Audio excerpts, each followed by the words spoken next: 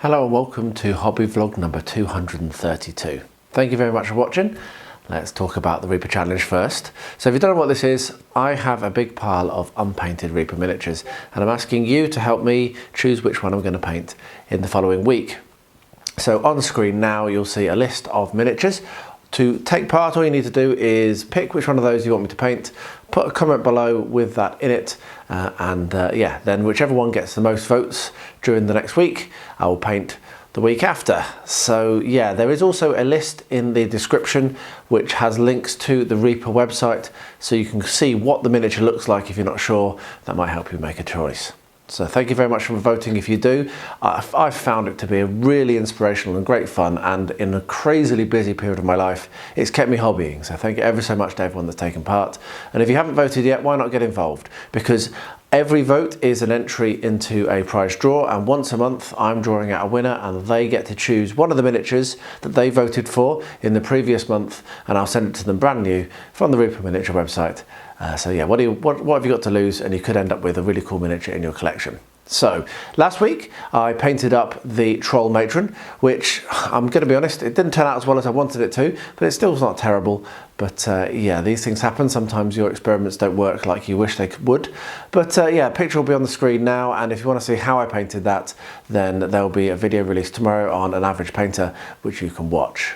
So last week, I'm just going to have to grab it actually, last week we had a four-way tie right up until the end, and I was looking for the miniature then. So up until last night we had a four-way tie with 4 miniatures on 2 votes, and then we had 1 vote come in late, come in clutch. Thank you very much to AC Miniatures, which is a person I know from Instagram, back when I used Instagram. The winner ended up being a Dead Man's Chest. So that's going to be quite fun to paint. I'll get that painted up in the next week. So yeah, thank you ever so much for voting last week, and please do vote this week. So I've actually managed to get a little bit more hobbying done this week, a little bit more variety done. I've started a new project and got back onto doing the ships, which haven't been touched for weeks and weeks and weeks. So yeah, trying to rationalise my life a little bit more and get a little bit more hobby time. Still haven't managed to get back to the Hobbit game. However, Rosie is asking and asking and asking, so yeah, we're gonna make time this morning. So hopefully next vlog you'll get to see the next instalment in our One Ring campaign. Anyway, that was a bit of a longer intro, a bit more rambly, but I'm just pleased that I've managed to get some hobbying in this week. I really hope you enjoyed the video. Let me know what you think in the comments below, and I'll see you again at the end. Right, so the Troll Matron 02520. Let's have a look inside this. See what she looks like. So there we are. Pretty little girl, isn't she? That is going to be some fun to paint. So I'm sure you all know the drill by now. I'm going to get that in some hot soapy water, give a good scrub, let it dry, take off the flash. You can see there's some quite obvious here. Get that primed, put it onto a base, and then I'll bring her back once she's based and primed and cleaned, and then we'll go and get her painted up. So yeah, thank you ever so much to everyone that voted, and if you haven't voted yet this week, get it done. The theme for TCU is Wellspring, and yeah, I think it's a really cool theme, but I had no idea what to do when he first announced it. But then I've just finished reading The Lion, the Witch and the Wardrobe, and actually finished it really in a rush this morning. Read 2 chapters last night, 2 chapters this morning with Rosie, and then today we watched the film, which was awesome. And last night while I was reading it, we went past the scene on the hill with the stone table, and I suddenly thought, you know what, that is where life sprung from. Aslan's life sprung from that table, from when he was killed by the White Witch, and then death ran backwards and the table was broken. So what I think I'm going to do is I'm going to try and do something based on this sketch. So yeah, it's not a stretch as such. It's probably not what was envisaged when the theme was come up with, but whatever. The whole thing about this is to make things and to be creative, and I think that's quite creative. So I'm going to spend a little bit of time thinking about how I'm going to do it, and then I'm going to get stuck into it, and that's quite nice. It's the first time for a while I've felt any kind of motivation to do any hobbying or any big hobbying. So it's not going to be a huge piece, but I think it will look quite nice. So we'll do a little bit of a hill and the broken table on top, and that'll be it. I won't put Aslan on it because when it's broken he's no longer on it, is he? So yeah, let's see how this goes. Well, I've got it primed and based and ready to be painted, so I brought it down to the painting bench, and I was actually just about to do some painting, but if we have a look at that sunlight streaming in, it's going to be really hard to film, so I'll wait till after lunch. So that'll be fine, I'll do it then. Get a little bit of time over lunch. But yeah, really, the more I look at this, the more I like this miniature. It's really full of character, so I'm really excited to paint it, which is why I've come down now when I've got 10 minutes to do a bit. But anyway, never mind. I will show you again what it looks like when it's finished.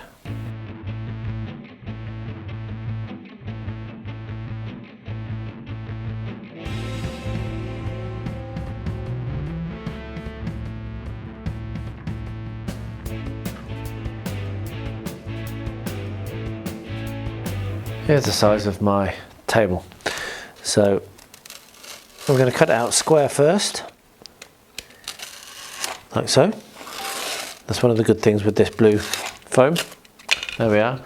And then what I'll do is I'll take it over to the Proxon now, and we'll do the shape the corners, and then I'm not sure whether I'm going to split it down, because I've had another look at a couple of other pictures and I think it might actually be quite a thick slab on top of it. But what we're going to do is we're going to carve these, and I've just decided to change my mind, which I do a lot.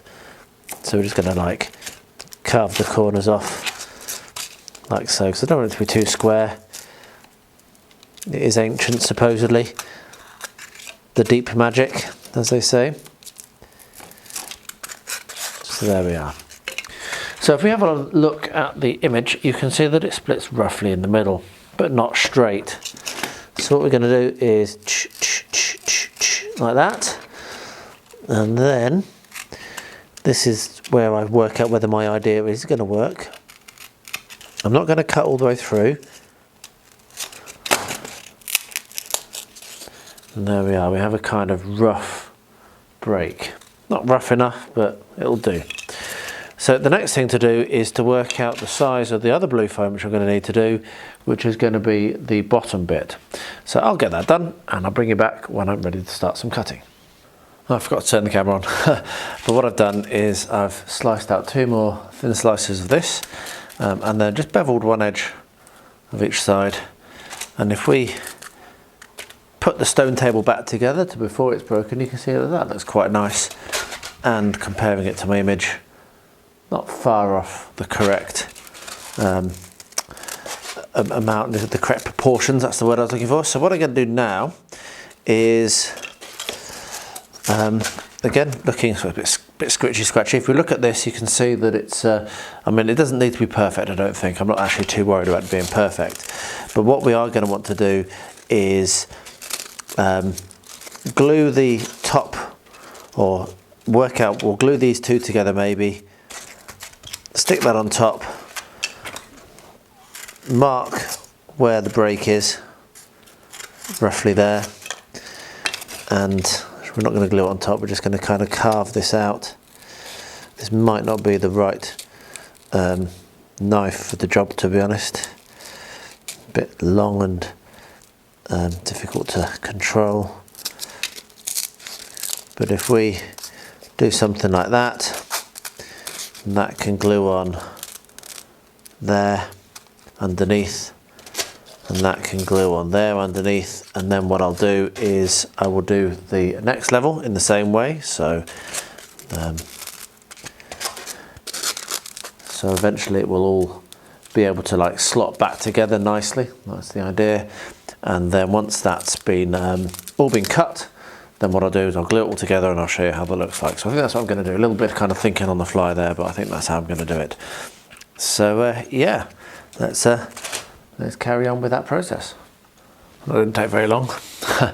So I've got my sections, and I'm going to use my Moment Fix Extreme to glue them in place. So bit of glue, squish that on. As I say, it doesn't have to be perfect because it's supposed to be broken, isn't it? And then a bit more glue and squish that on, and we'll leave that to set for the day, probably.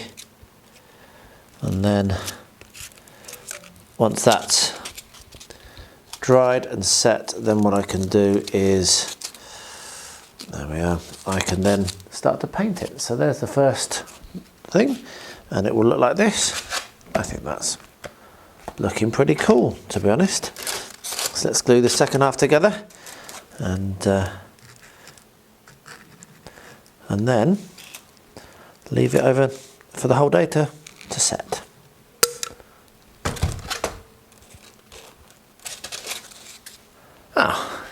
Got it painted up, and I'm actually I'm a little disappointed in some of the decisions I made on this one, which is not often the case. She looks okay, I'm happy enough, but she's not perfect. But anyway, so what we're going to do now is going to get the base done, and then I'll paint the rims, and then she's finished. It's Thursday now, so once again, against all the odds, mainly by dint of serious stubbornness, I've managed to get her painted up. And a little bit more use of contrast paints in this one. Anyway, I was talking while I cleaned the tip of my glue then. So as usual, we're making use of Luke's modelling base ready thing, which I really like. As you can tell from how much I use it, it just works really well. So just slap a load of this glue over the base. I'm going to go for arid grasslands on this one. So what we'll do is carefully lift it up and throw the material on, like so. Shake it off, and there it is, based. So I will let that dry and then paint the rims, and then it's totally finished. Oh, would you look at that? I've had another awesome care package sent over from Blueberry Cheesecake, so thank you very much, mate. What he's done is he has sent some more stickers. So let's have a quick look at these.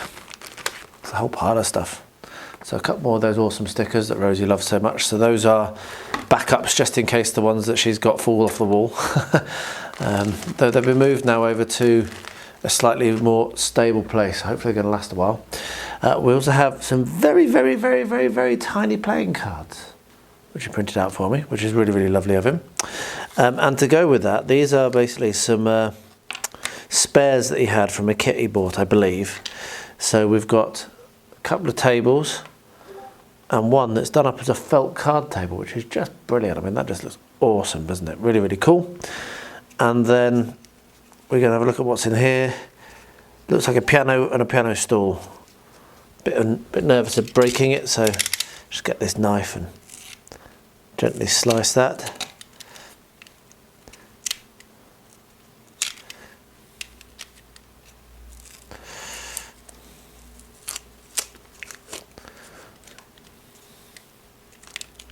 Some good quality masking tape you've got there, mate. Right, so yeah, oh wow, look at that. There's a guy popping out of a barrel and a piano. So yeah, brilliant. Thank you ever so much, Blueberry Cheesecake, for sending that. That's really cool. I will put these in the painting cycle, which is very slow at the moment, but they will get done. These will go and be saved for Rosie, so we'll stick them with the others. Really cool that you sent these over. They're your own design, I know that. So he designed these himself. So yeah, get those, keep those, and save those for Rosie. And yeah, much appreciated, Mum. I am truly fed up with these. They're sitting here staring at me unpainted. So I'm going to paint it.